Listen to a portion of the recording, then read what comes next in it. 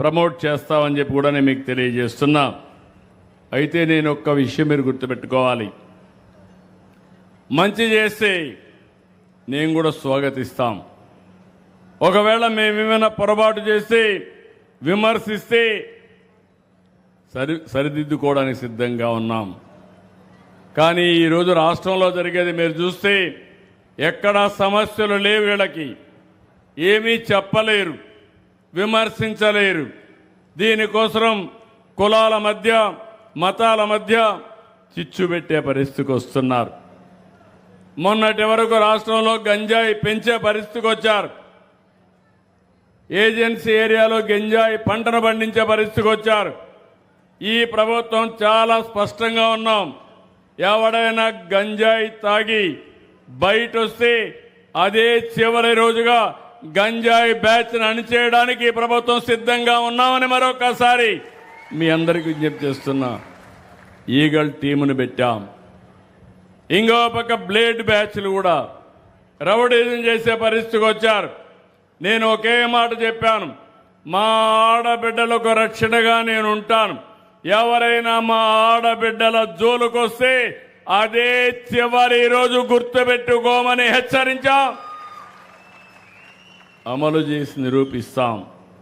కానీ నాకు వచ్చిన సమస్య రౌడీలతో సమస్య లేదు, బ్లేడ్ బ్యాచ్తో సమస్య లేదు, గంజాయి బ్యాచ్తో సమస్య లేదు. కానీ కొత్త బ్యాచ్ ఒకటి వచ్చింది. ఎవరయ్యా? గొడ్డలి పార్టీ. ఈరోజు మీరు చూడండి, ఎవరైనా సరే ఎంత ధైర్యంగా ఉన్నా మన ఇంట్లో ఆడవాళ్ళ గురించి క్యారెక్టర్ అసాసినేషన్ చేస్తే కుంగిపోతాం.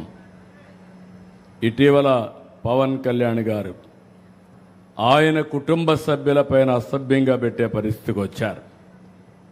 మాట్లాడితే ఎవరైతే పెట్టారో ఆయన్ని సపోర్ట్ చేసే పరిస్థితికి వచ్చారు నాయకులు. అంటే ఎక్కడికి మీ ఇంట్లో కుటుంబం లేదా?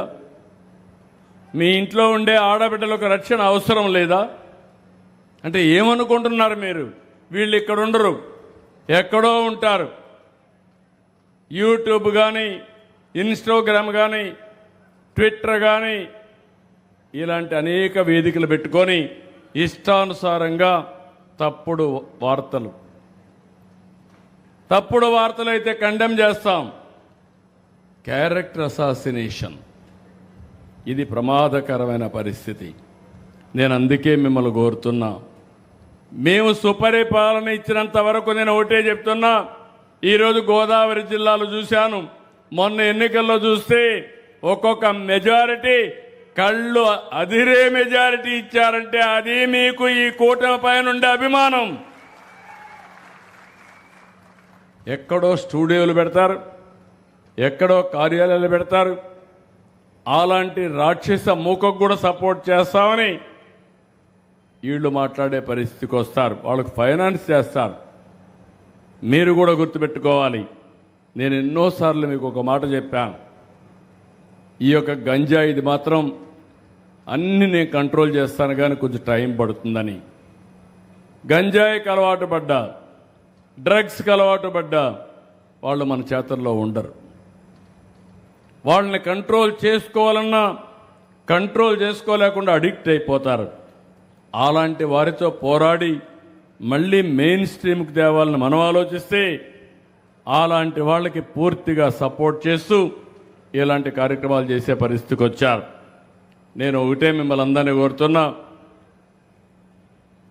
గడిచిన ప్రభుత్వం చేసిన తప్పులన్నీ కరెక్ట్ చేస్తూ వస్తున్నాం.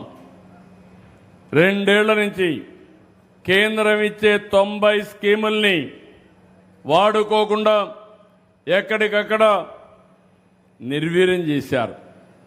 మళ్ళీ నేను అవన్నీ స్ట్రీమ్లైన్ చేసి వాడుకునే పరిస్థితికి వచ్చాం.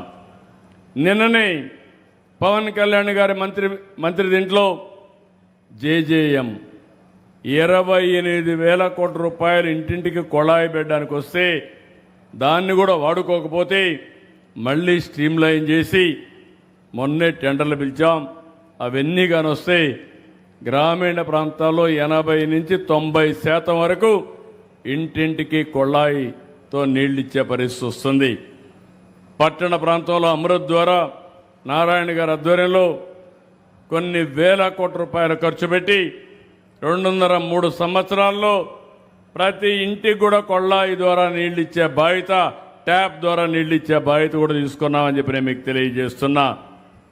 ఏదైతే ఈరోజు మీరు చూస్తే ఇన్సూరెన్స్, రైతులు కట్టవలసిన ఇన్సూరెన్స్ కూడా కట్టకపోతే ఈరోజు ఆ ఇన్సూరెన్స్ కూడా రెగ్యులరైజ్ చేశాం.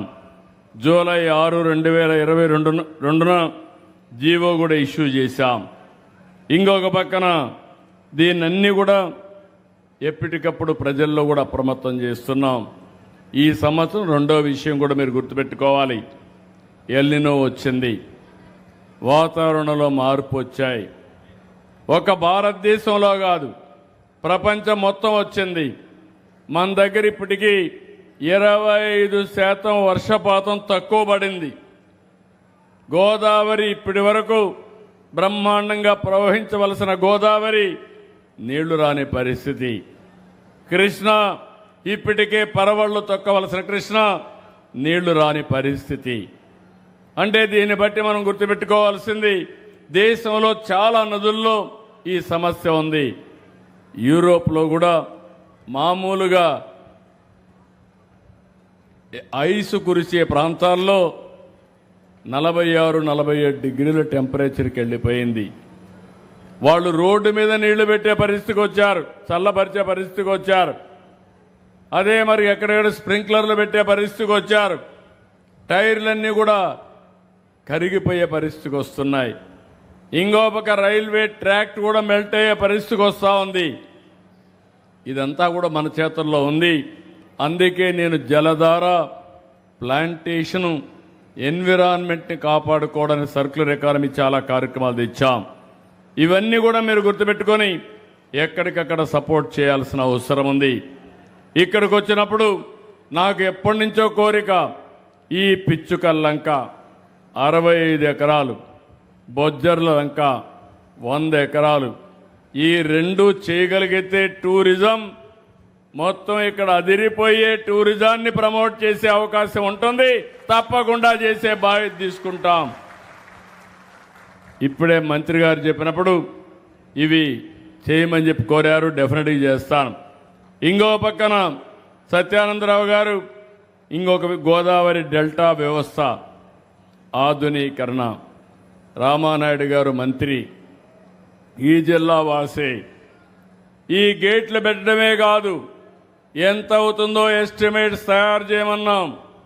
రాబోయే 3-4 సంవత్సరాల్లో చివరి భూములకు సుజావుగా నీళ్లు పోయేట్టుగా, ఎక్కడ కూడా మురుగును నిలవకుండా ఉండే వ్యవస్థకి శ్రీకారం చుడతాం. తప్పకుండా చేస్తామని మరొక్కసారి హామీ ఇస్తున్నా. ఇంకొక పక్కన నదీ ప్రవాహం వల్ల లంక భూములు కొన్ని కోత నివారణ అవుతున్నాయి. అక్కడ గ్రోయన్స్ కట్టాల్సిన అవసరం ఉంది. ఏటిగట్ల బలోపేతం చేయాలి, అది కూడా వర్కౌట్ చేస్తాం. ఇంకో పక్కన కొత్తపేట రెవెన్యూ డివిజన్ కార్యాలయ భవనాన్ని కొద్దిగా రిపేర్లుగా అవన్నీ చేయడం కోసం మార్కెట్ కమిటీ స్థలం ఎన్ని కావాలన్నారు, అది కూడా ఇచ్చి రెవెన్యూ డివిజన్ని అన్ని విధాలా అభివృద్ధి చేసే బాధ్యత తీసుకుంటాం. R&B రోడ్స్కి డబ్బులు అడిగారు, అది కూడా పెడతాం. అమలాపురం వద్ద జాతీయ రహదారి 216 పేరూరు వై జంక్షన్ నుండి రావులపాలెం వద్ద వరకు 216A వరకు ఈ రహదారిని బాగు చేయాలని కోరారు. దీనిపైన కూడా శ్రద్ధ పెడతామని చెప్పి నేను మీకు తెలియజేస్తున్నా. నాకు మీరందరూ గుర్తుపెట్టుకోవాలి,